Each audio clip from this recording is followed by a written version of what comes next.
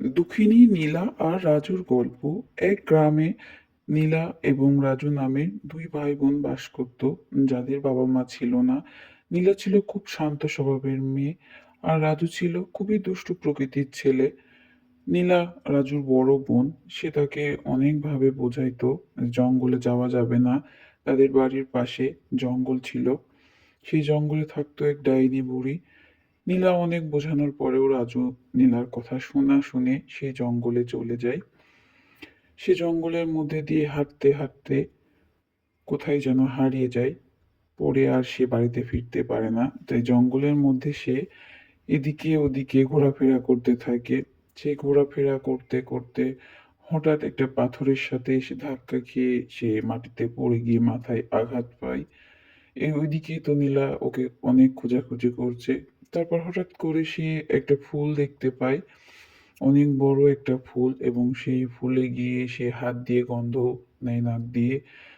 সে যখন ওই ফুলে হাত দিয়ে নাড়তে লাগে, তখন সেখান থেকে একটা ডাইনি চলে আসে, এবং সে ডাইনি দেখে খুবই ভয় পেয়ে পেছনে সরে যায়, এবং সে বুঝতে পারছে না যে সে ডাইনিকে দেখে কি করবে। সে ডাইনিকে দেখে অনেক ভয় পায়।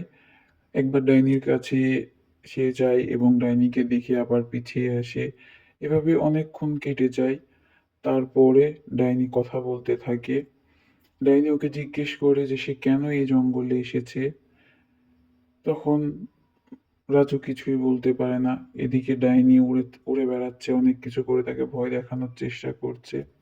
এভাবে অনেকক্ষণ ধরে তাদের দুজনের মধ্যে এরকম কথোপকথন হতে থাকে। তারপর এক পর্যায়ে তার বোন নীলা চলে আসে।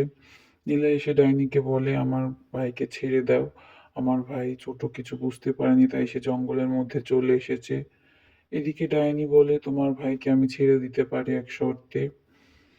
আমার অনেক খিদা লেগেছে, আমাকে একটা মানুষ এনে দিতে হবে যাকে আমি খাবো। সে অন্য একটা জঙ্গলে থাকে, সেই মানুষকেই আমার লাগবে। সেই কথা শুনে রাজু আর নীলা সেখান থেকে চলে আসে ওই মানুষকে খুঁজতে থাকে, এবং এক পর্যায়ে তারা তার দেখা পায়, এবং সেই মানুষটা নীলাকে এবং নীলার ভাইকে ডাইনি বুড়ির হাত থেকে বাঁচার জন্য কিছু মন্ত্র শিখিয়ে দেয়, এবং বলে যে এইগুলা বলে তারা জঙ্গলের মধ্যে থেকে যেন চলে যায়, যাতে ডাইনি বুড়ি তাদের আর কোনো দেখা না পায়, এবং সে ডাইনিকে দেখে নিবে। তারপর তারা দুই ভাই বোন জঙ্গল ছেড়ে তাদের বাড়ির দিকে গ্রামের পথে রওনা হয়।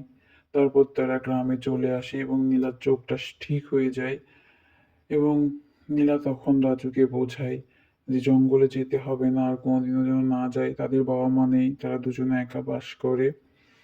এদিকে রাজু নীলার কথা মনোযোগ দিয়ে শুনতে থাকে। শুনতে শুনতে তারা তাদের বাড়ির মধ্যে চলে এসে এবং দুজন বসবাস